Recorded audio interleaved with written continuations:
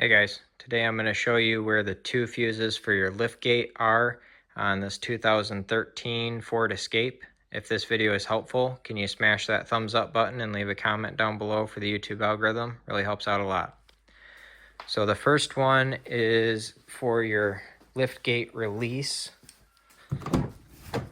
That is in slot number 65. It's a 10 amp fuse.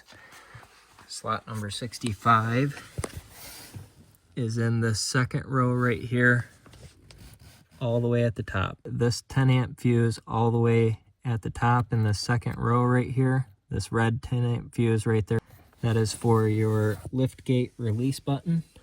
Next, we're going to be back here in the trunk. We're going to remove this panel here. These are all labeled on the back of this panel. We're looking for F25.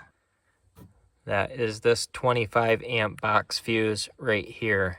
So this is the 25 amp fuse for your power lift gate mechanism up here, the actual lifting portion. I will have box fuses and micro fuses linked down below where you can get those online if you would like.